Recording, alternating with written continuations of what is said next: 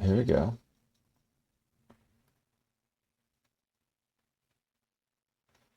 How to be a leader when the vibes are off. Okay. Oh, sure. Let's give it a shot. Jason Diller. Who is this? I don't know off the top of my head. Chaotic Good. Engineering Management. I like that. That's a cool title. Independent publication. Okay. Program in the 80s. I like it. Okay. All right. Cool. Let's see. A weirdo. When I see the articles, I want to take a look at the author just so who I know who they are. Um, and sadly, I don't know uh, people I should know. Okay, so 25 years, okay.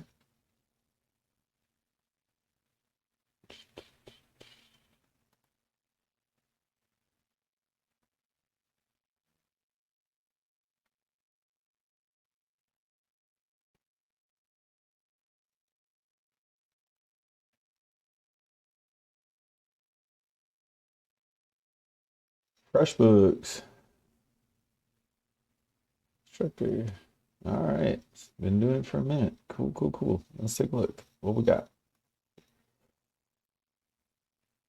How to be a leader when the vibes are off. And the vibes are definitely off.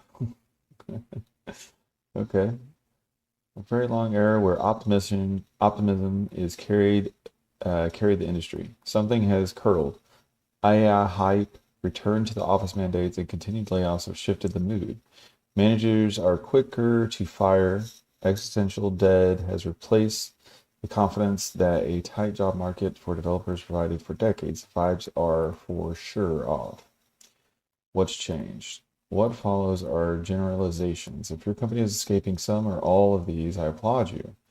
I'm sure there are some exceptions. AI has injected some destabilization. True story, very true story. I don't need junior devs when I could just pay $20 for cursor.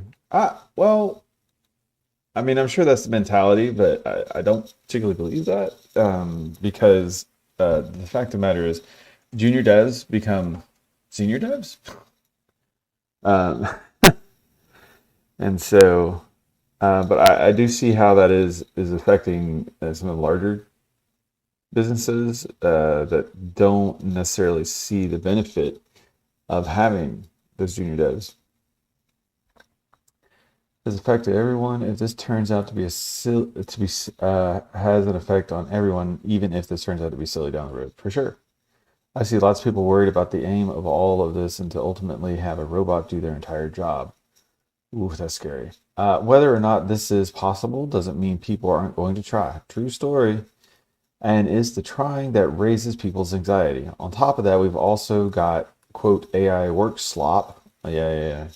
Work slop, true story, same thing. To contend with as well, which is making work harder for the diligent among us. Mm, yes. And then we got return to work to the office feels like trust has been broken. Ooh, there's that too. Teams that continue to work well, or in some cases better, after everyone in the industry went remote, are now being told to come back to the offices. I don't know about you guys, but I work remote and I have for the better part of my career. And I do more work. When I was in the office, I would go to desks or office and do a lot of chatting. you know, uh, it's just the way it happens. I because I'm at work, I inevitably was, working when I wasn't working. There was just a lot more of office culture, if you will, and less of the actual work getting done. But I don't know. I don't know this whole mandate back to work kind of back to the office kind of thing. I feel like it's I don't know. Maybe don't get me wrong. I thought it was cool for the socialization aspect of it. For the most part, I liked who was in the office. Um, so I mean that part I do miss, but no, I work way better when I'm not like at a desk in an office. I've even heard tales of this happening despite there not being enough office space for everyone, which seems very silly. Also, for the first time in my nearly 30-year career, I've even heard of people being told that they need to be at their desk at 9 a.m., expected to stay until 5 p.m. at a minimum. Even before COVID-19 and the mass move to remote work, most companies were flexible on the start and stop times. True, true, true. I almost never heard of set hours for software developers. Yeah. There's always flex. Rules like that scream, we don't trust you unless we can see you. Oh, there we go. Even if that's not really the reason for the mandates. In my opinion, there are benefits to working in the same location as your colleagues, but ham-fisted, poorly thought out mandates are not the way to achieve them. I mean, there is something said to get people together and go to the whiteboard like that. That was always a cool thing, and being able to talk through stuff. So, I mean, there is something to that. Or you're using physical um, index cards to kind of go through stuff. Bouncing ideas off in person. Kind of it hits different. It does. There are ways around it. I mean, I can't sit here and say one way is 100% better. But yeah, I mean, there's something to say about being in the same place as your colleagues. Layoffs changed the market. For probably 20 years, job security wasn't really a concern in the industry.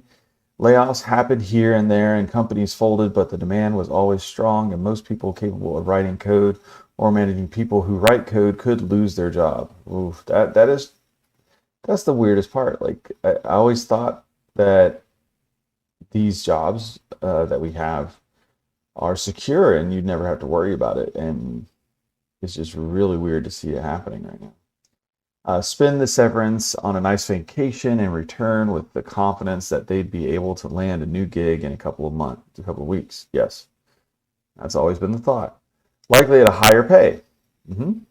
With the acknowledgement that this was a privilege not enjoyed by most of the working world, it is no longer true. The size and the scope of layoffs over the last couple of years have injected more anxiety into the tech workforce.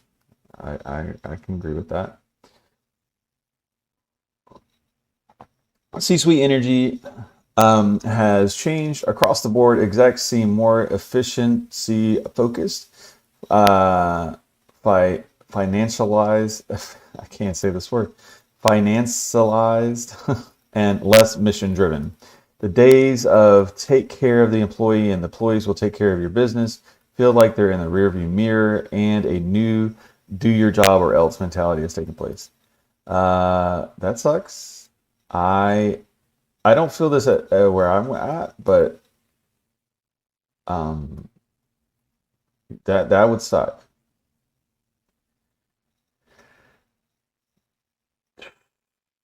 I mean, there is uh, definitely a drive for more efficiency, um, but I don't know about this. You can't change the macro forces that are driving these trends, but you can control how you show up for your team. Wearing the company hat versus a chaotic good leadership. Oh, chaotic good leadership. I don't know about that. I don't know. I don't know. I don't know.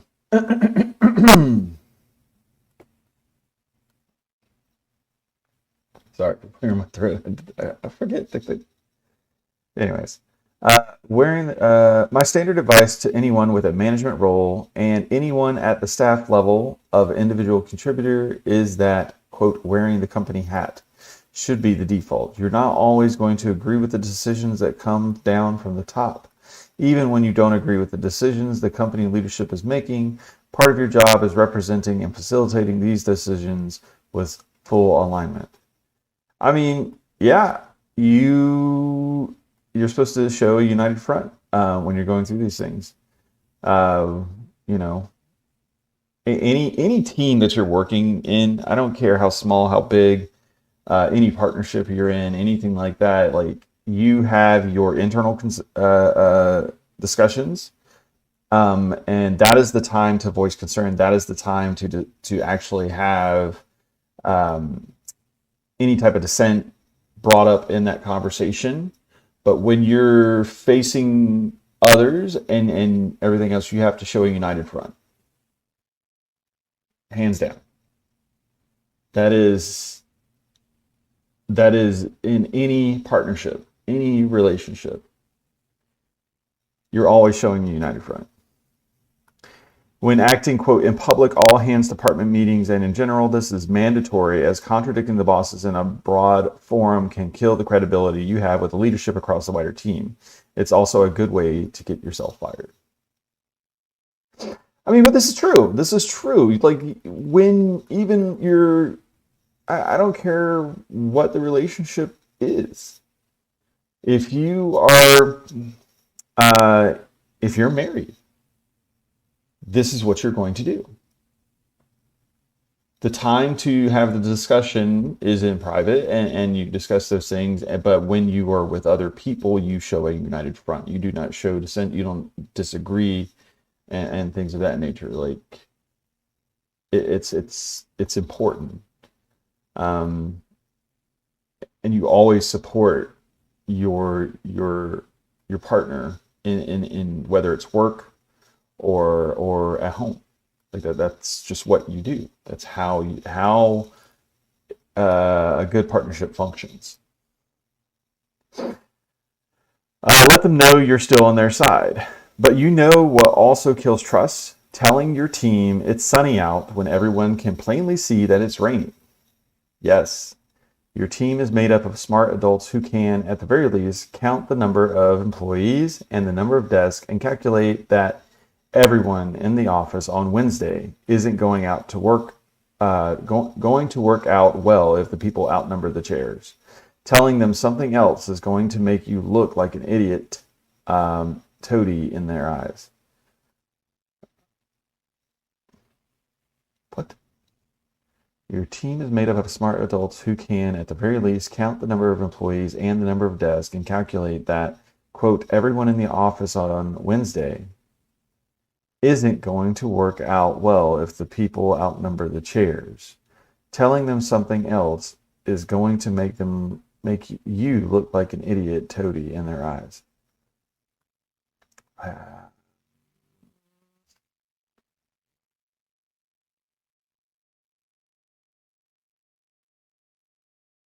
If the people outnumber the chairs, wouldn't that be a good thing? I'm so confused. Okay, I mean, I guess the point of this is to not lie to. Yeah, I mean, I would agree. I wouldn't lie about anything when it comes to the business. They can certainly tell what's going on. The right thing to do in this situation is to acknowledge that you see the situation the same way they do, but do it privately within your immediate team only or in one-on-ones. Yes, this new policy sucks. I get it. It's going to affect me in negative ways too.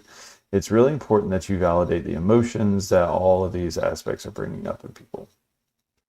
I mean, that's just good relationship. Like you have to show empathy. You have to meet the person where they are, and that's part of being human. Simple. That's part of being human. You have to acknowledge what's going on. It's just the way it is. Don't pretend you can fix it. I mean, there's some things you can, some things you can't. You can promise to advocate for saner policies when the opportunities arise if your sphere of influence makes that possible. But don't promise to make the problem go away if you can't. Broken promises and poor do say ratio performance will also kill your team's faith in you, especially when it's about things they really care about. And again, it's not a time for grandstanding. In public, you have to support the policies. But when you're in private with your manager and your peers, that's the time you can safely push for change. Find small workarounds that make things livable. If you provide some flexibility on seemingly inflexible policy, do it. Oh, if you can provide. Your management role includes enforcing the company's rules. You can use some discretion about how strictly you want to enforce them. Yep. Personally, I would never want to rat out a good performer who can't get to their desk by 9 a.m. sharp because they have to drop off the kids or punish someone who bugged out early once to catch their favorite performance in concert one town over. Yeah, I mean, it's normal stuff. Small acts demonstrating that you trust your team, even if the C-suite doesn't seem to trust the broader team the way they used to, can go a long way toward maintaining good morale within your group. I Does this happen? Is this a thing? That sucks. Like really, like the fact that you have to like give yourself permission as a leadership in a leadership role to allow this type of stuff because you feel like it goes against what the policy is astounding. Like this is simple stuff. I don't get it. This is allowed. When things feel shaky in the broader org, people will look more to their direct leader for a sense of stability. The best thing you can do for them is provide it. Quite honestly, builds credibility and fosters loyalty. Yeah, for sure. This too shall pass. The industry is going through a period where a lot of changes all at once. We've had a few of them before. Things will eventually settle down into a new normal. I'm not great at predictions, so I'll refrain from detailing what I think things would look like, but I don't think it'll be entirely unfamiliar to those who were here before this latest inflection point. This is especially true if leaders who care and treat their staff like adults can stay grounded and stay true to their principles, even when the means performing small, quiet acts of rebellion. You can't fix the macro trends, but you can try to keep your corner of the tech world's a place where people are glad to work. Yeah, sure. I mean, that's legit. That is legit. You got to follow for that. Appreciate it. A lot of common sense. I mean, but as they say, common sense isn't always all that common. You have discretion, use it. That's part of like being a leader, like and meeting people where they're at. A lot of stuff going on. Let's see what else we got.